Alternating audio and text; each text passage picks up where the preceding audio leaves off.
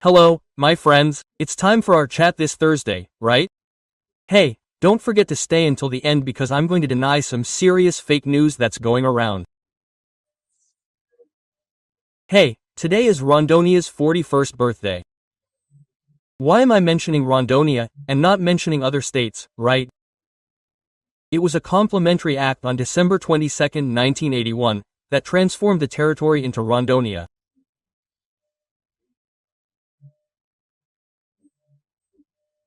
A tribute to Marshal Cândido Rondon, who extended a telegraph line through the center-west, across the north of Brazil, and took President Roosevelt of the United States on a tour there, right?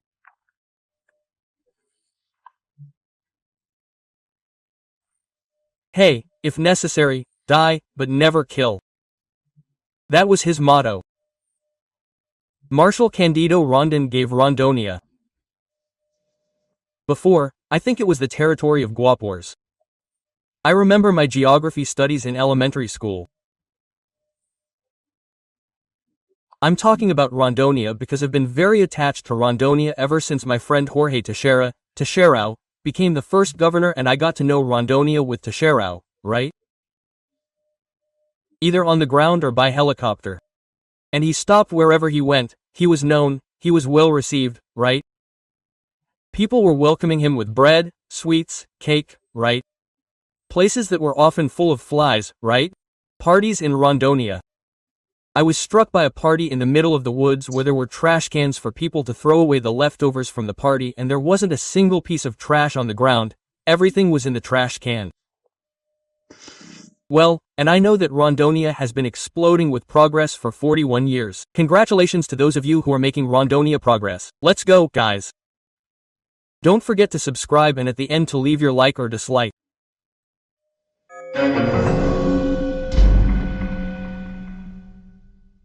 Well, first topic for today, another piece of the ministry has been released, now we need another piece just like it. They had already announced 5 ministers, now 16 more have come and we need 16 more to reach the total of 37 ministers. I did the math, there are already 9 members of the new government who were members of the old government. Lula said that no one from the old government would come, but he's resurrecting the past, right? Well, just to remember, right? Before that, Luis Mercadante had already been announced, who was the Minister of Education, and now he's for the BNDES.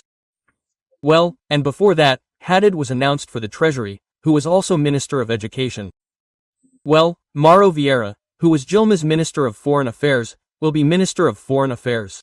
And José Mucio, who was Minister of Institutional Relations, will be Minister of Defense. They also announced, right, back then, Rui Costa will be Chief of Staff, the Governor of Bahia, and Flavio Dino, Governor of Maranhão, will be Minister of Justice. He's already been, right? He's already talking to the Minister of Justice. Well, now let me tell you a little bit about the 16 people who have been announced. Alexandre Padilla, you remember him, right? He was also Minister of Health in the PT government. He'll be in charge of institutional relations. Ania Trindade was president of the Osvaldo Cruz Foundation, which everyone knows is almost a PT board, right? She'll be Minister of Health. Camilo Santana, who is an agronomist, will be Minister of Education. He was Governor of Ceará. Marcio Franca, who was Governor of São Paulo, will only be in charge of the Ministry of Ports and Airports. He didn't even get the bus station, right? Well, and he was Alckmin's deputy, right?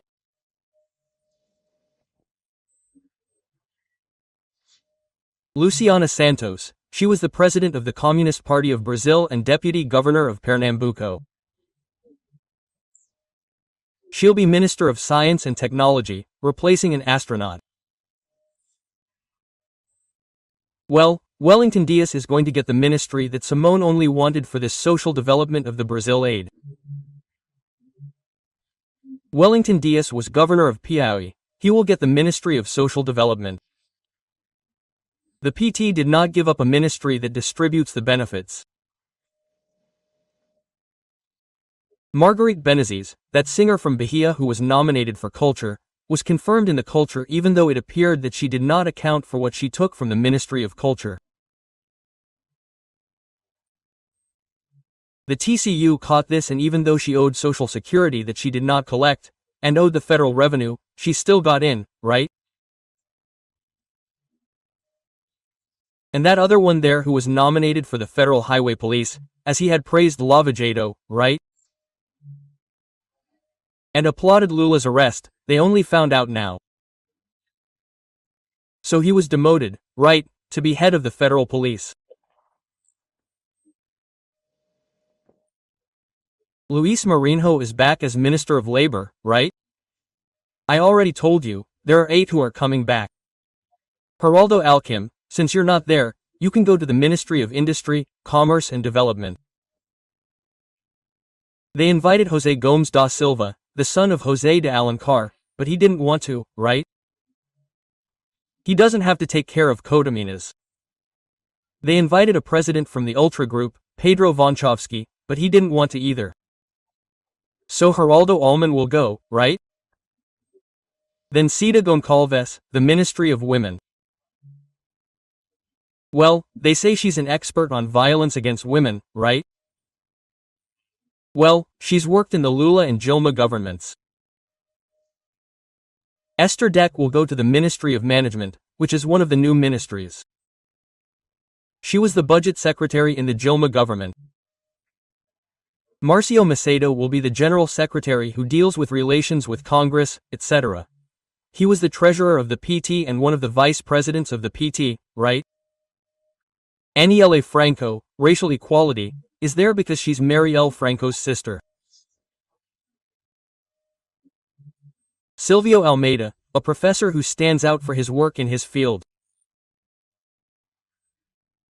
He's going to be the Minister of Human Rights, right? He's very well respected, and he's the president of the Luis Gama Institute.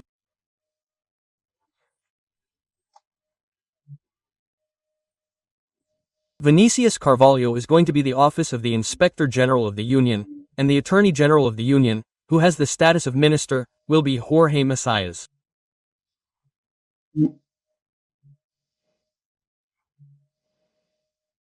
You already know him by another name, Beshes. Yes, he's also in the government. He was the secretary, the deputy or undersecretary of legal affairs during Dilma's time. He was the one who was going to take that paper from Dilma appointing Lula as minister so he wouldn't be arrested. That's Macias. No joke, right? So that's it, Renanzinho, Renan Calhero's son, is staying here, supported by Barbalho and his father, right? Either he's going to be in planning or he's going to some other ministry, right? Simone Tebet is already embarrassing herself at this point, right? They're going to offer whatever's left. Marina Silva would also be the Minister of the Environment. She said that Simone had been offered it before. Simone didn't want it. Simone didn't like it. I've already said that this was a betrayal of both of them, right? And there really was, okay? It's weird, right? And I keep asking myself, people, isn't the agro sector the main focus?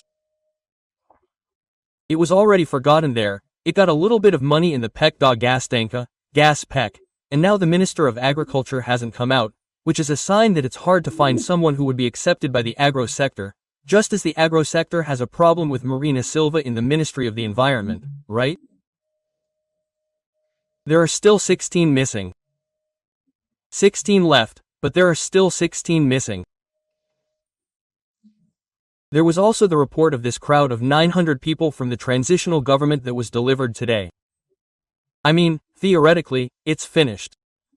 They've already delivered a report and it has a 46-page chapter called Perverse Inheritance.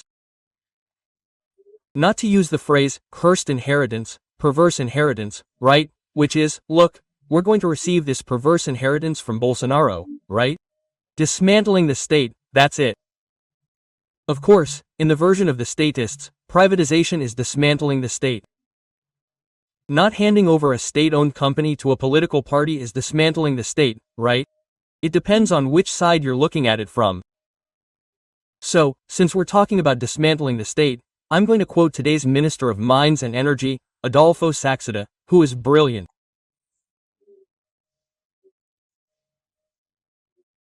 He's reminding us that for the first time, we Brazilians are going to close the year with inflation lower than that of the United States, the United Kingdom, and Germany.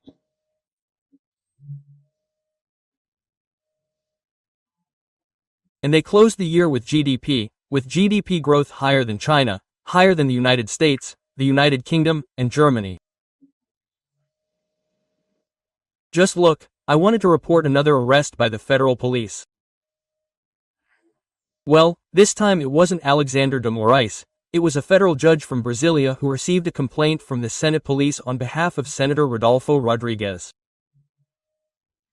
They arrested a guy there in Amapa, who owns a gas station, for threatening Rodolfo Rodrigues, threatening to offend him, saying he was going to beat him up. Sorry for the term, right?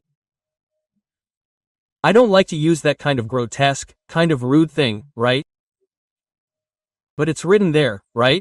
And other terms that I don't know and I won't repeat here. And he ended up arrested because the federal police found a rifle silencer in his house that wasn't registered, that didn't have a purchase receipt, right? So he was arrested for that, even though he had other weapons that were all registered.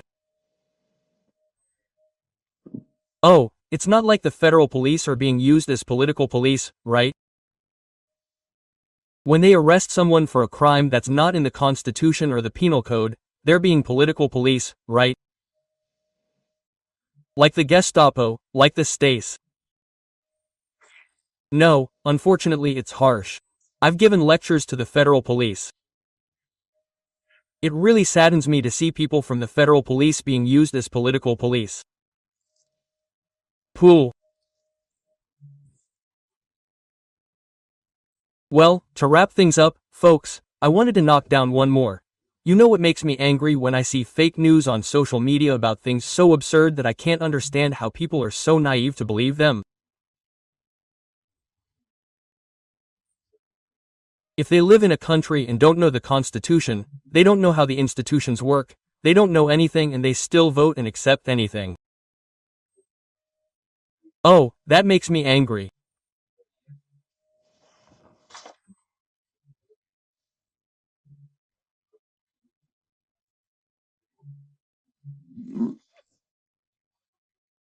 The Ministry of Defense remade it to update some of the rules of its legal service, right, and of the armed forces, of the legal consultancy, anyway, right, and it repeats what was published in the official Gazette in 2002, which is what I'm going to read, to establish the interpretation of the Constitution, laws, treaties and other normative acts to be uniformly followed in its area of activity and coordination, when there is no normative guidance from the Attorney General of the Union.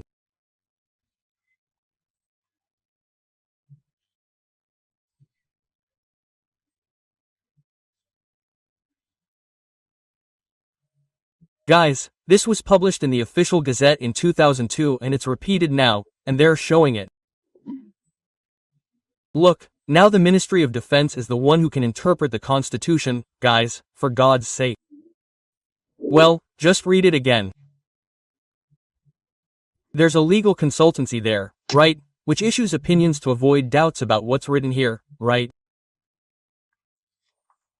To avoid doubts about the Constitution, laws, treaties, normative acts, right, that have to be followed by the defense area, right, so that no one deviates from the law, so that no one makes a mistake, right? That's it, guys. The Supreme Court interprets the Constitution in the country we live in. Or do we live in a country and don't know what it's like? I know that today everything is misinterpreted, right? Well, and that may have affected people's perception, right? Because we read one thing in the Constitution and see that in practice the Constitution is something else. From Brasilia, Alexandre Garcia.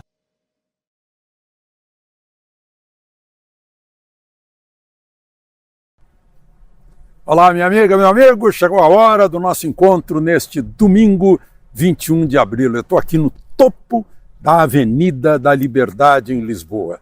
A Liberdade sempre leva ao topo. Atrás de mim, o monumento ao Marquês do Pombal, depois esse verde todo é a Avenida da Liberdade, lá no fundo, o Tejo.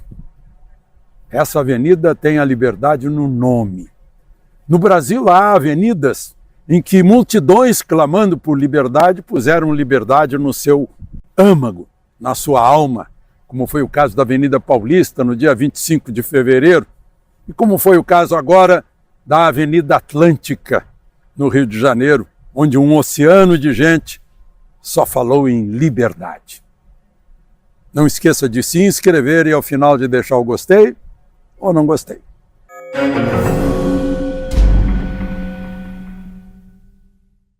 Eu esqueci a Esplanada, né?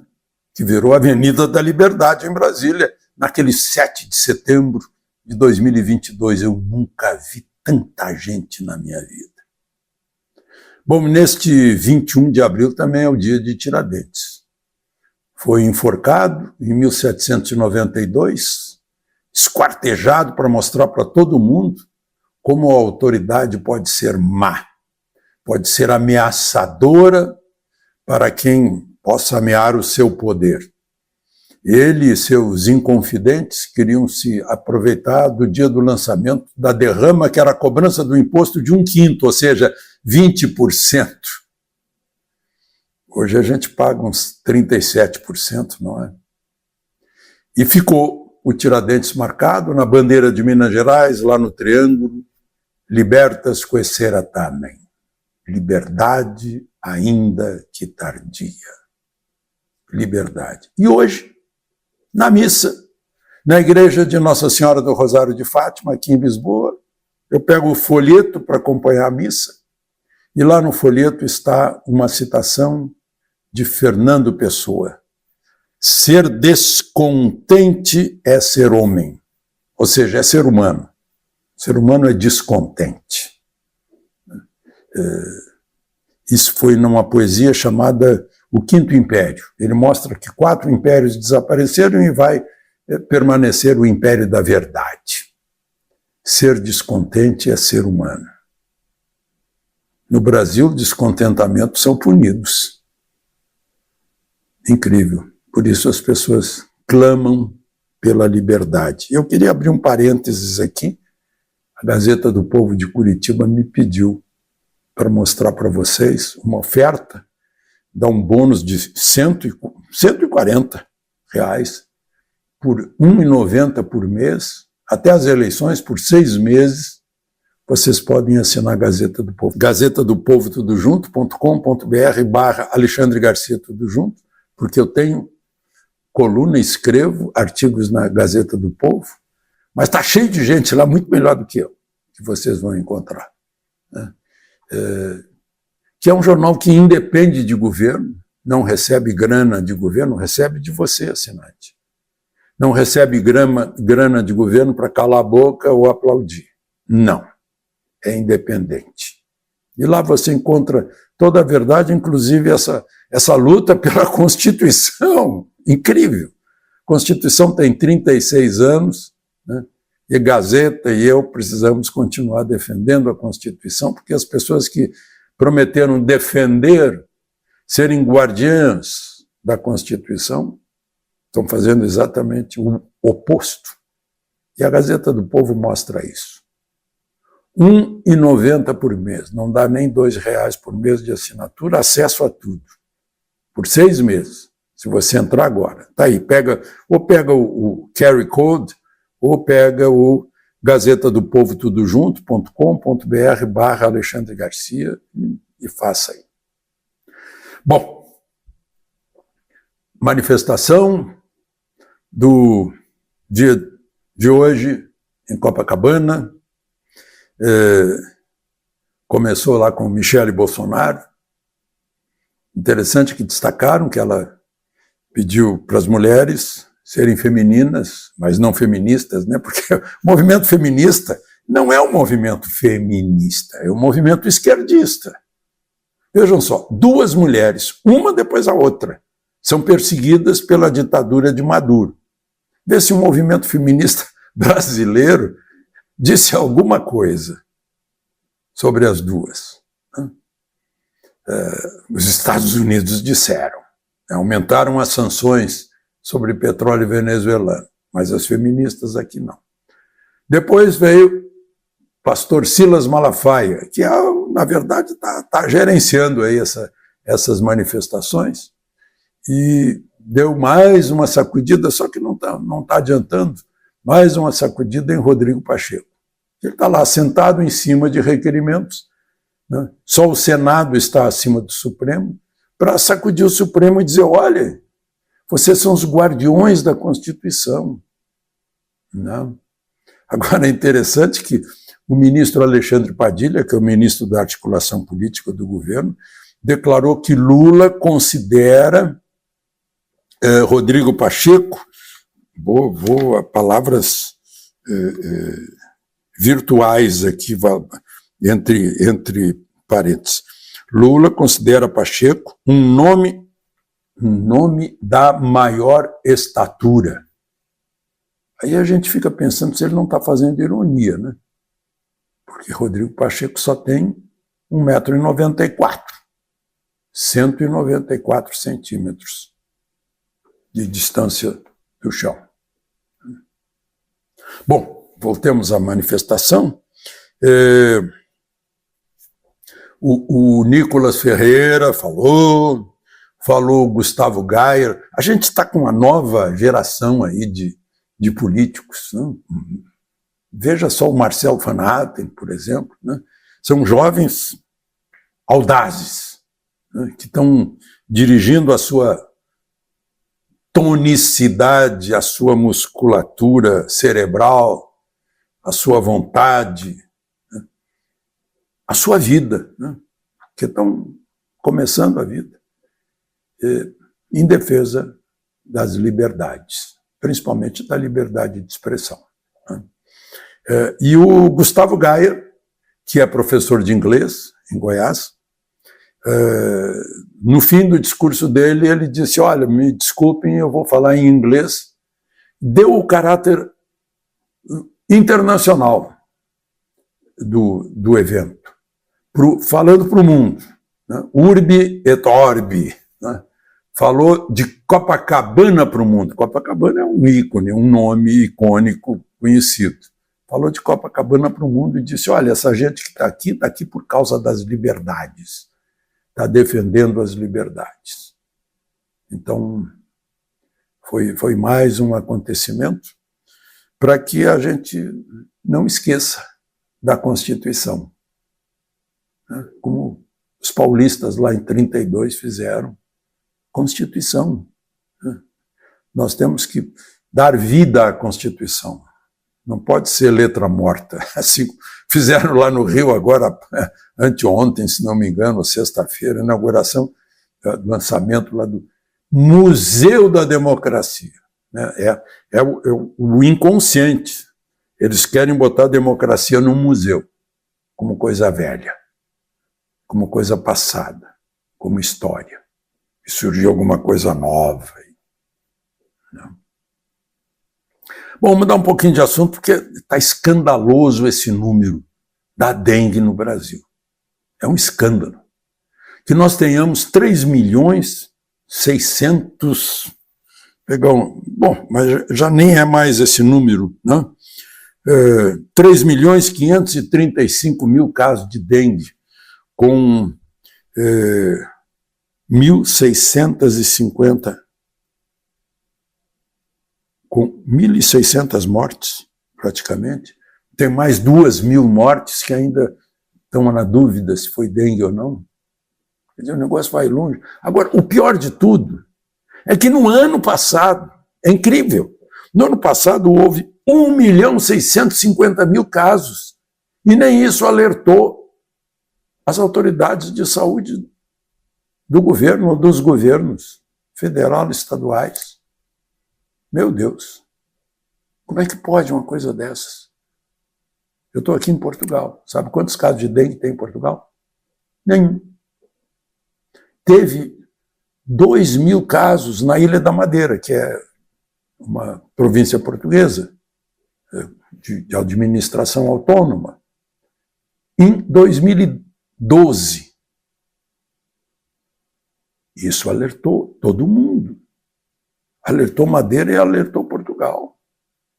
Portugal tomou todas as medidas preventivas e não tem dengue, embora tenha identificado a presença do mosquito, que pode causar dengue, mas o mosquito está de tal forma controlado que ele não existe. A gente não vê o mosquito, não existe o zumbidinho por aqui. É uma coisa terrível o que está acontecendo no Brasil. Uma vergonha, né? É um escândalo. Bom, então é isso. De Lisboa, Alexandre Garcia.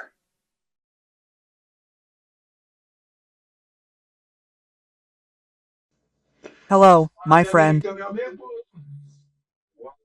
It's time for our meeting, and I'm back in Brasilia, in Brazil. We have the X-Back too, right? It came back last week. When I left, I left when they cut it, right? It's time for our meeting on this Teacher's Day, October 15th. Today is Tuesday. I think it's a day, this one deserves to be a much celebrated day, because, teacher, I disagree with the left that calls itself education workers. People, teaching is neither a profession nor an occupation, it's a mission.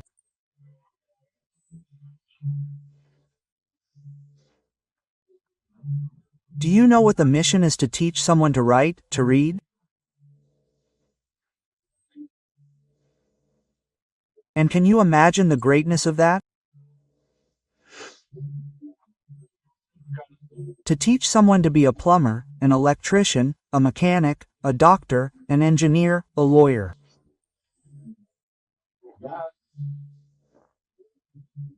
I never tire of reminding you that in Japan, the only activity, the only person who doesn't bow before the emperor is the teacher. Because the emperor got there with teachers who taught him. Teachers teach. And look, I said it the other day, right? He compared the fertilization of our soil, which is feeding over 1 billion people worldwide.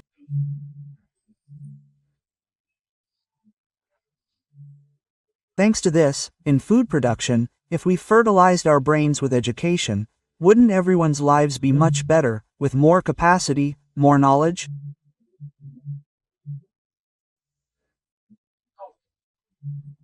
Imagine someone teaching another person to be curious, to think, to communicate, to formulate a sentence.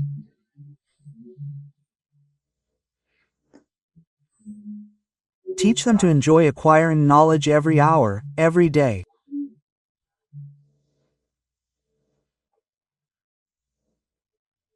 That person will have a much easier life than living without understanding the world they live in.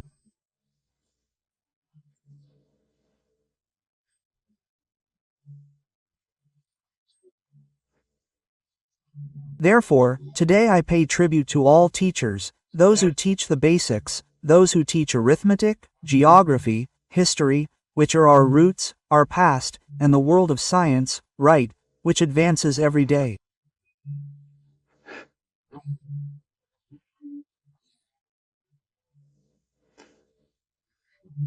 So, on this Teacher's Day, we do have many reasons to celebrate.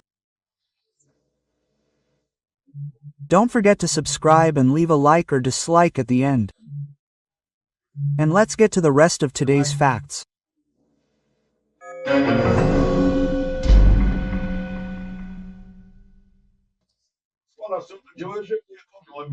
Today's main topic is economic, because we sense a malaise in the market, among investors, and in the trade sector.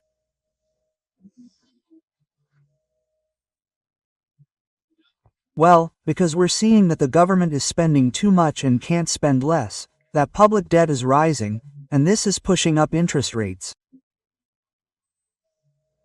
Some people are predicting the dollar at 6, and it's already at 5.65.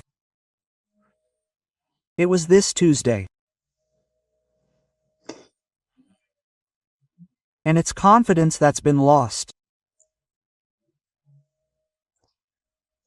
Because the market and investors feel that the government doesn't quite know what to do.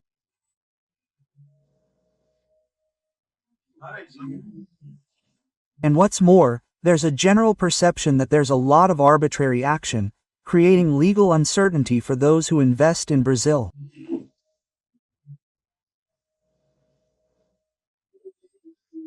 Today, there was a meeting between the Minister of Planning and the Minister of Finance, right?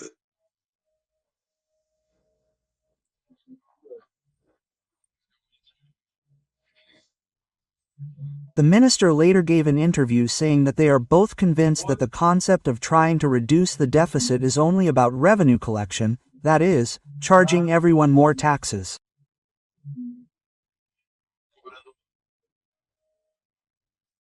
So, they're convinced that that's not the way to really cut spending. But they work for President Lula. And then neither Simone Tebet, nor Fernando, nor Haddad can convince Lula that Lula loves spending. He's spoken out many times, institutionally, about the overturning of the spending cap, which is, right? That big measure of the Temer administration, which was to limit government spending based on reasonable, but not explosive, growth. Hey, there's no way around it. They overturned it. They gave a signal to the market. Look, we're going to spend. Lula disdains policies to reduce deficits, to cut costs. He said everything is an investment. He said that more than once. Yes, teachers' salaries, money in schools is an investment. Yes.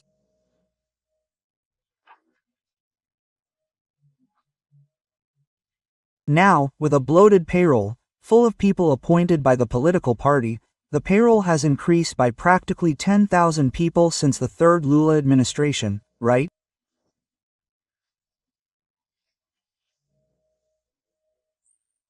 That's spending. And what's more, the potential expenditure on corruption, overbilling, bribery, and a lack of oversight, right? I've already told you about that here. I was driving on a highway in Florida, and it was one of those summer downpours, and there wasn't any water on the road.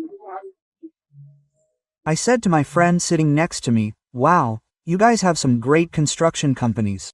They make porous asphalt that collects water. The water doesn't end up causing any danger on the road." Quote. He laughed and said, "Oh, the construction company that built this is Brazilian." Then I said, "Wow, how come it gets dusty in Brazil?" "It's because you don't monitor it. We monitor it here. We don't allow it to happen. So all this is wasted." Delfim Neto, in his cynical way, once told me, here in Brazil, public spending is divided into 3 parts. 1/3 is bribes, 1/3 is waste, and the last third is ultimately used for the project, right? And that's what we see when private individuals build a bridge like there in Rio Grande do Sul, several, right? Or put water crossings on roads in Alto Uruguay, like they're doing now, right? Yeah, or like they did on BR 163, there in Tangara da Serra, people paid out, right? A $1,200 amendment was issued to fix the road. It's no use, it didn't solve anything. With 90,000, they got together and fixed it, right? So that's the big question. But anyway, that's the bloated payroll. And President Lula is now going to Russia, right? He's going next week with the largest plane in the Brazilian Air Force. This plane bringing repatriated people from Lebanon is an A330, an Airbus, right, which is a transport plane. So, it's called the KC-30 in the Air Force. Yeah, it's still a less recent version, because you can't really say it's old. I flew in South Africa with a DC-3 not long ago, right? And it was shiny. Airplanes need to be renewed and updated, right? Yeah, this plane can carry 230 passengers, but it doesn't have the same comfort with those partitions and such, like the Lula plane, which was purchased during Lula's first administration, right?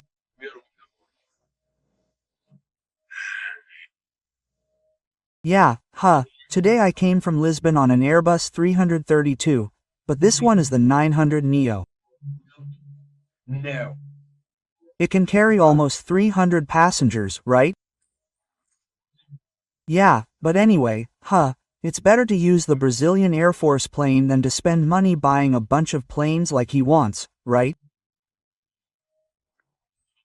He says ministers travel a lot, they need planes to travel, and he also needs a plane with a larger room, a shower, etc. Well, let's move on. Oh, I talked about people from Lebanon. Look, I covered the war there in Lebanon. I stayed for a long time, I think a whole month. Yeah, and I saw things that are repeating now. So, when I watch the news, I see that it's not a creation of the news.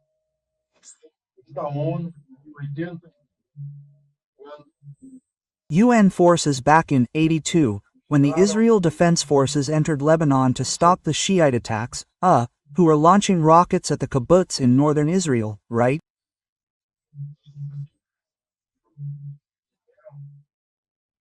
We were going to have breakfast in a bunker, right?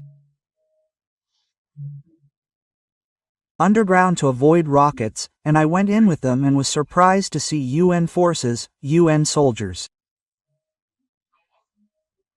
I only found UN soldiers in breweries, bars, pubs, right?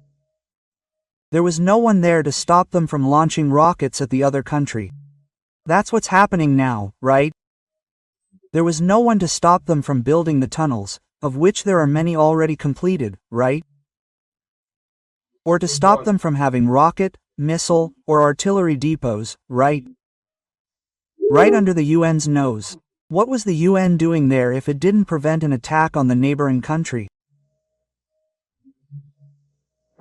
And then the Brazilian government condemned it.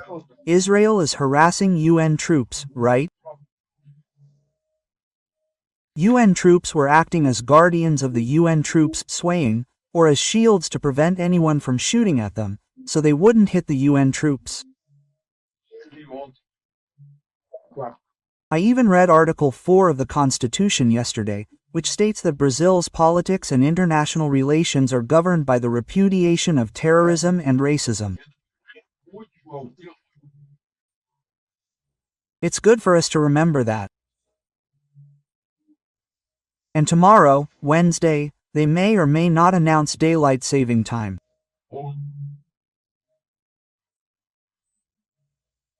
I'm hoping it won't be, because no one wants to save energy, but human energy increases wear and tear.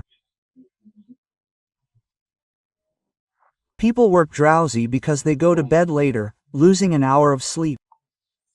And children who go to school, especially in rural areas, will be in danger of the darkness. Just for us to think about. From Brasilia, Alexandre Garcia.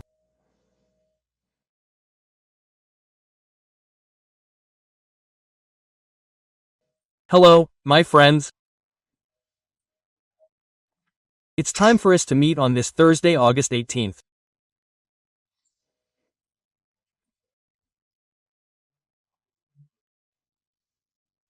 August 18th, 1966, was the day that the Mao Zedong Cultural Revolution began in China to put an end to four old customs, old culture, right?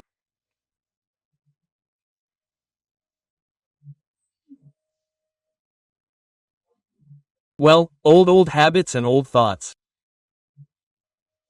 That's how a dictatorial regime works. It even puts an end to thinking, but it didn't just put an end to thinking, no, it also put an end to brains. In the 10 years of the Cultural Revolution, they say that 1 million Chinese people died, were killed. Well, it was a cleansing similar to the cleansing that Stalin had done in the Soviet Union. That's how communist regimes work. Don't forget to subscribe and at the end to leave your like or dislike. Let's get to today's topics.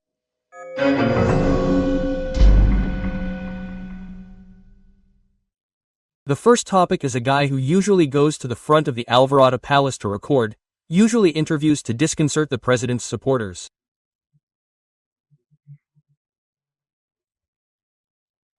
He sees who went there, who took pictures, who praised the president, and then he goes to do the interview.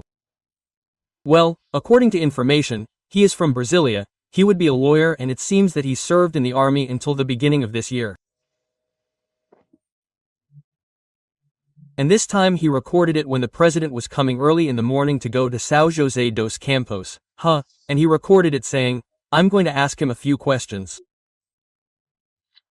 Today will be a great day because he's stopping, right? Hey, let's see if he answers, because he's the one who recorded it there." Hey, then when people approach the president to take a picture, cheering for the president, he points to people and says, "Look at the idolatry, right?" And then he starts asking questions based on selfies, shouting, "Right? President, why didn't you veto the change in the plea bargain agreement that was Freixo's, something like that, right?" Then the Central and such, shouting and people complaining about the meddler, the intruder, right? Hey, who in a way was a provocateur complaining too. He fell there. Hey, we don't know who was there. He says he didn't see if anyone he fell down if someone pushed him, right? He fell and all, got up and then kept shouting, calling the president a coward, a bum, a scoundrel and a centrist jerk. The cameraman Emerson Soares from TV Globo filmed everything. By the way, everyone, right? Everyone recorded it and the president at some point, "Hey, well, I'm going to talk to him, right? Come here, come here." And then he made a mistake by grabbing him by the shirt and pulling him, right? Imagine if he had torn his shirt, the scandal that would have been, right? He shouldn't have touched the figure. In fact, in my opinion, he shouldn't have paid attention to him. I pretended that he hadn't existed, but hey, I didn't want to leave it unanswered.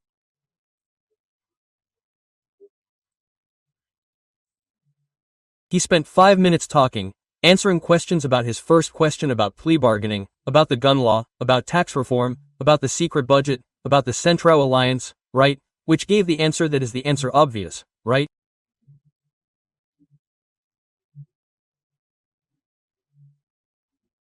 Central has about 300 votes in the chamber and no one can govern without the Central, right? There are 513 deputies and 300 from the Central. There is no way.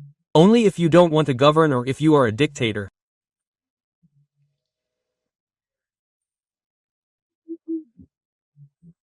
But anyway, and then I keep asking myself, right, in what country in the world would someone scream like that at the president that he is a coward, that he is a bum, that he is a scoundrel?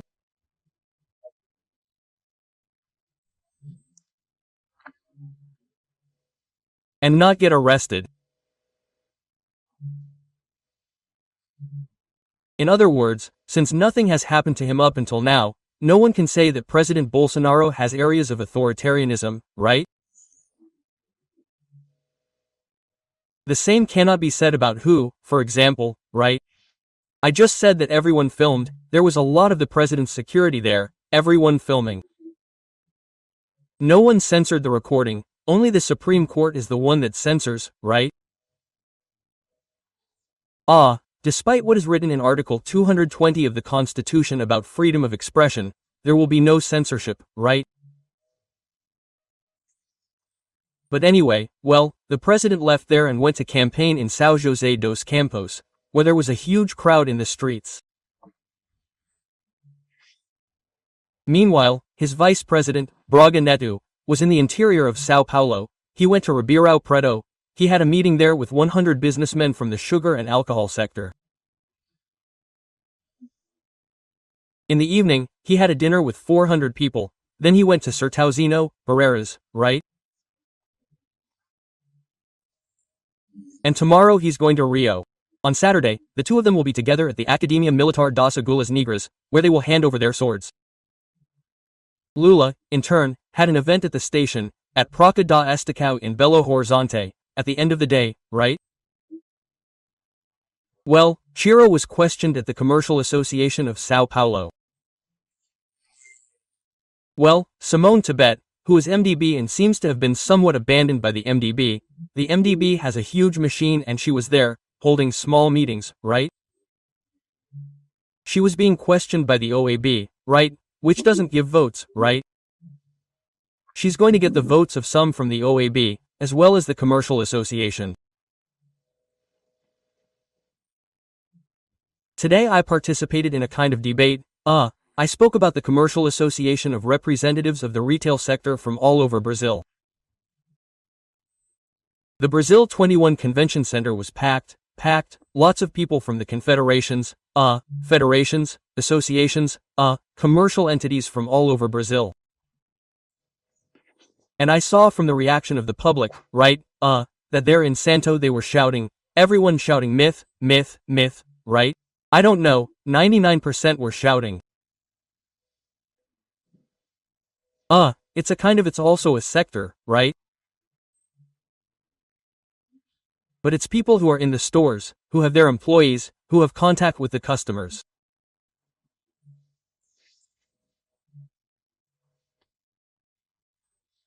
All of this has an influence on an electoral campaign, as well as these images that will be used by the opposition about the president holding the guy by the shirt.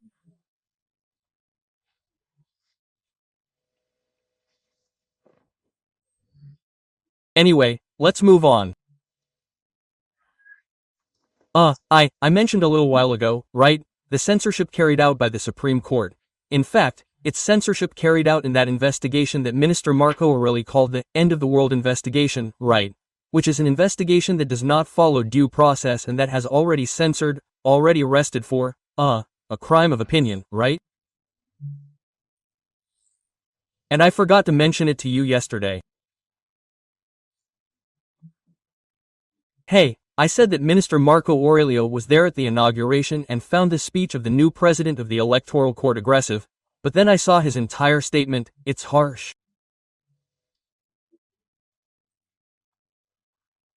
He says, Marco Aurelio, Minister Marco Aurelio, retired, I was a witness to this disastrous event with great pain. Ouch. Then I never tire of replaying in my memory the farewell of candidate Lula to the president of the Electoral Court with a slap on the face. I found it strange. Well, let's move on. Hey, guys, tell me, I just mentioned the Supreme Court, right? The Supreme Court ended the trial on the application of the law of improbity. What's at stake?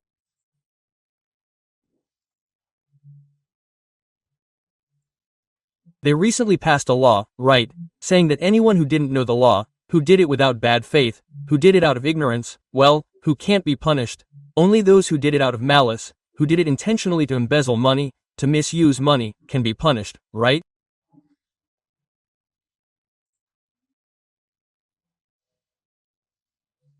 The misconduct was intentional. Yeah, it's a good country, right? It's a country where crime pays, right? My article in the newspapers this week talks about crime paying. It's here in Brazil that these things happen.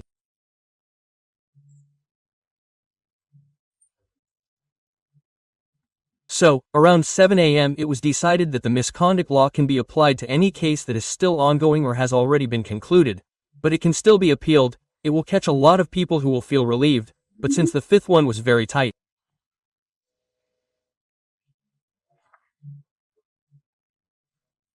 Well, a case that has already been concluded, that is, already finalized, judged, right? Then it can't be done anymore, obviously, right? Everything is too much. The laws are very kind to those who break them. Well, now for the good news. Congonhas will be privatized. It will have the same fate as other privatized airports that started to operate like first world airports. Just today, a fellow journalist, Fernando Chum, from Rio Grande do Sul, mentioned that he landed in Florianopolis and said, "It's as if you were landing at Zurich Airport, in Switzerland, right?" That's what's happening. What's going to happen with Congonhas, which is the second largest in terms of movement? Second in terms of movement, it's not the second largest. Bigger is bigger. It's bigger, right? It's the second largest in terms of movement, sorry, right? And the others have changed completely. From Brasilia, I can see it more closely, right? Total change. Well, and the one who took over, the one who will take over is Ana de Sorolho. It's a Spanish company. Well, do you know how much? 2,300,000,000. 2,450,000,000. That means a premium of 231%.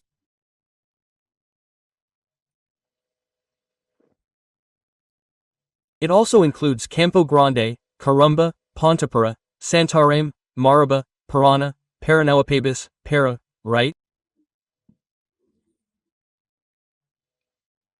Altamira, Paratu, Baraba, Uberlandia and Montes Claros in Minas Gerais.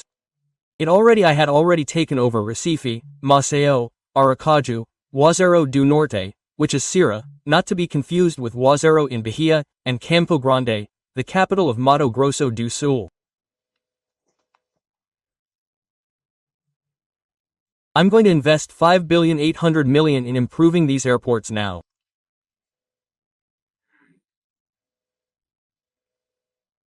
The airports in Belém and Macapá were also auctioned off, and they went to the Brazilian Novo Norte. Since 2019, there have been 49 airports, right? Well, imagine an airport being managed. We've gotten used to this absurdity, managed by the Brazilian state, by the government, right?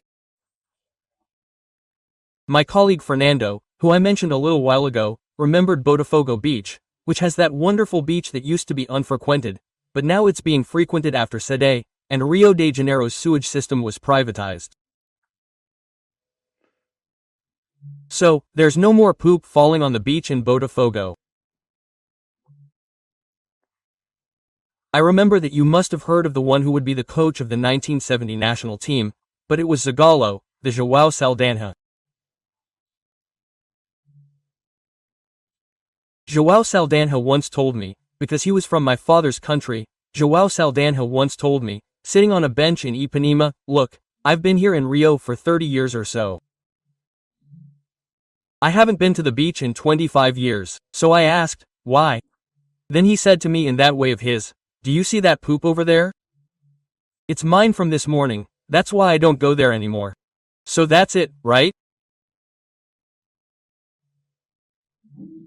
Well, how is it that, and I'm also going to use an idea from Fernando, how is it that 50% of Brazilian homes lack sewage, when the sanitation companies were all state-owned? I mean, they did a terrible job with politicians running the companies, right? Now the private company comes in and does the obvious thing, which is to manage well. That's it, right? That's privatization.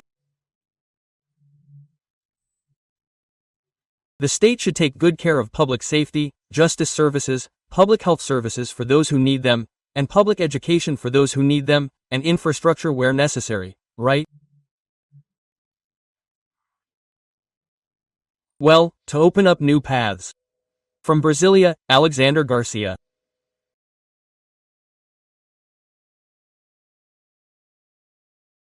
Hello, my friend. It's time for us to meet this Monday, February 3rd.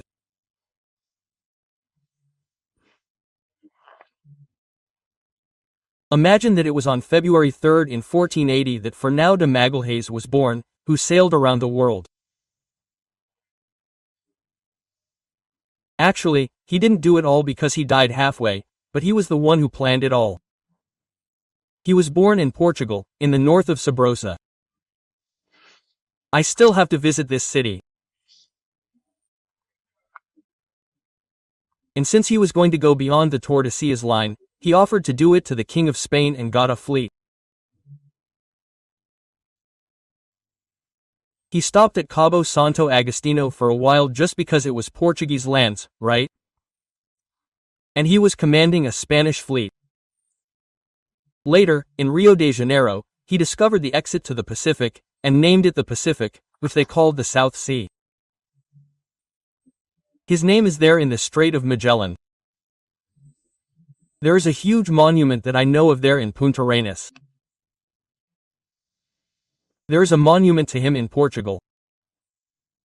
The carriage of the President of the United States was called Magellan, just as there is a Magellan spaceship, Magalhães, right? Well, there is a Magellan Nebula. He made many discoveries. This Portuguese man who ended up dying in a battle with the natives was very important. He was going to the Moluccas. He had a great interest in cloves. Cloves are nutmeg. Cloves cost 7 grams of gold and 1 kilogram of cloves. Today, 1 kilogram of cloves would be worth $3,700, something like that. Well, let's go ahead. Don't forget to subscribe and at the end to like or dislike.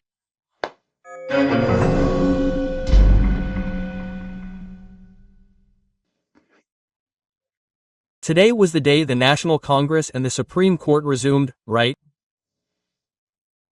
It's interesting that we look at the Supreme Court's agenda for November. It seems that it's only about things against the police in favor of criminals, right? It's about prison searches, police violence, right? If it's already called police violence, it starts by qualifying and judging, right?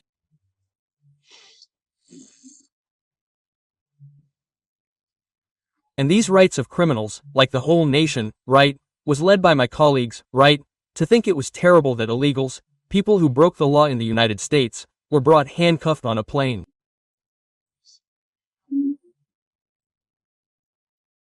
Imagine releasing more than 80 of them on a plane. What a riot, right? Well, the National Congress, right, is the meeting of the two houses in the plenary of the chamber. The chamber and the Senate meet, and the meeting is presided over by the President of the Senate, who is the President of Congress. That's why the government also has a leader in Congress, which was an invention of Tancredo, who needed to give a position to Fernando Henrique. For Senator Fernando Henrique, he then called the leader in Congress. One of his ministers told me that when Tancredo gave the list of ministers, look, Zé Hugo, you're going to announce Zé Castelo Branco.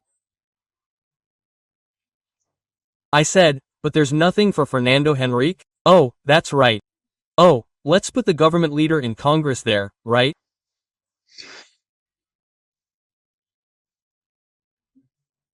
Well, this morning, the newly elected presidents of the Senate chamber, Alcalm and Mota, went to greet Lula and introduce themselves.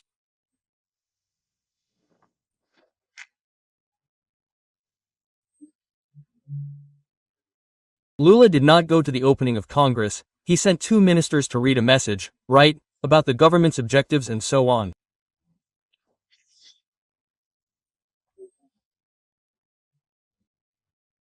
Well, what I have already highlighted and will highlight again, right, Column and 2 parliamentarians, but Hugo Mota, when he raised the Constitution, as Dr. Ulysses did, gave the impression that he wants to rescue the Constitution.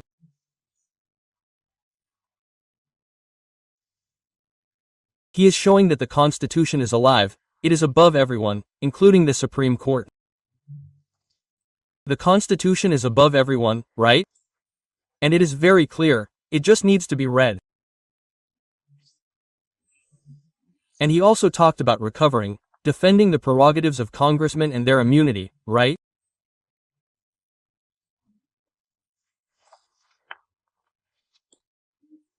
And that means upholding Article 53.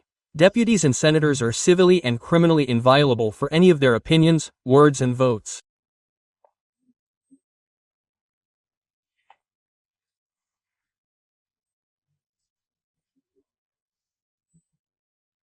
Guys, it's just a matter of not granting immunity to the person. It's immunity for the person representing thousands of people who, by the way, suddenly the Electoral Court of Sao Paulo decides to cancel 946,000 voters who voted for Carl Zambelli.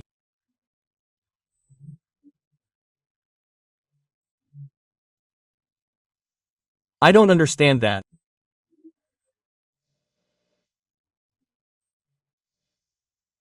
And halfway through the term, 2 years later, due to offenses to the Electoral Court, doubts about the counts and especially what she posted about Itaipava, if I'm not mistaken.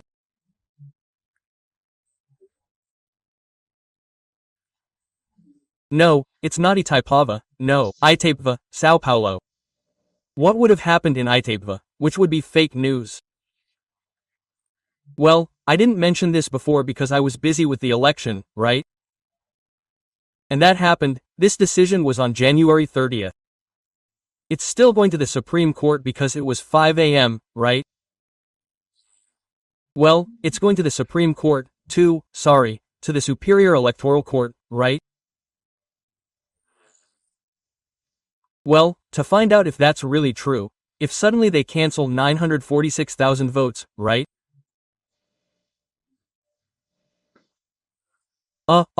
The deputy made a mistake when she pointed her gun in the street on election day, right?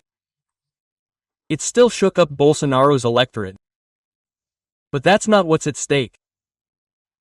This isn't about the election, this is something else and it's about the criminal. I don't know if it still is, right? But it's about the election. So they annulled Article 53, Article 53. She was a deputy. A deputy in office.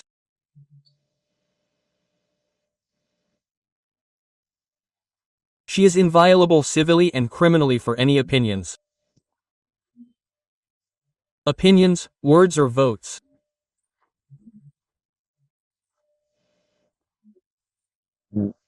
She's being punished for her opinion, certainly, because she thought that the digital count, this and that, no, but it wasn't initiated by the court, it was one of her colleagues, Bonfim, from the PSOL, Samia Bonfim.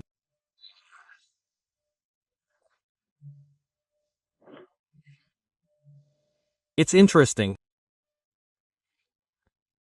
I always imagined that someone who takes legal action against another person is an interested party, so as not to be harmed or that they were harmed, that they were attacked, but it doesn't seem to me that she was attacked. She must have gone to court out of love for Carla Zambelli. Strange. Well, Estadão is harping on about it. Today they brought it up again, showing that there are frontmen in a company that won a bid at the Ministry of Public Management. The Ministry of Public Management belongs to Minister DVEC. She's the one who explained that a deficit is not a deficit, it's a surplus, right? Carlo Cu and my colleague from the West had a wonderful idea. Maybe it's a trans deficit that feels like a surplus or a profit, right? But anyway, her ministry was going to hire a lot of people to serve the government in general, right? And it's a contract worth millions, 500.321 million.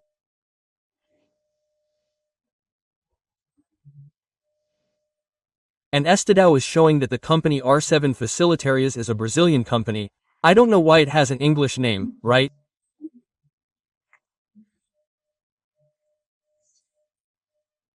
Well, it's being investigated by the CGU, right? It's also being investigated by the Controller General of the Union because they suspected it, and after 11 months of investigation, they decided to open an administrative process to hold them accountable.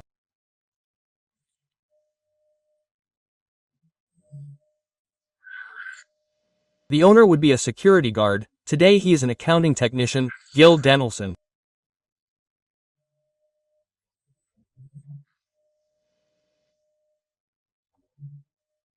Gil Danielson had $523 in his account, but he owns a $1 million company that has contracts worth millions with the government.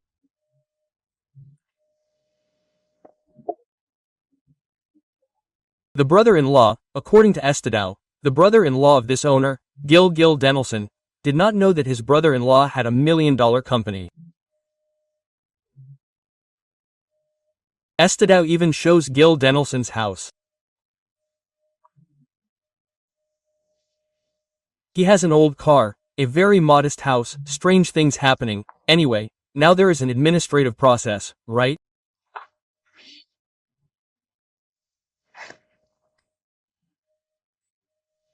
And I also didn't talk about the fans from Recife, from the classic sports in Recife, savages.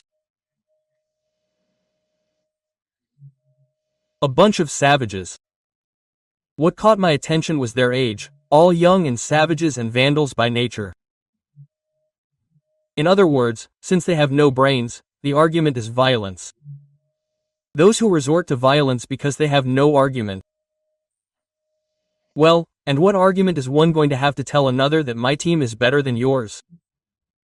I mean, there is no argument.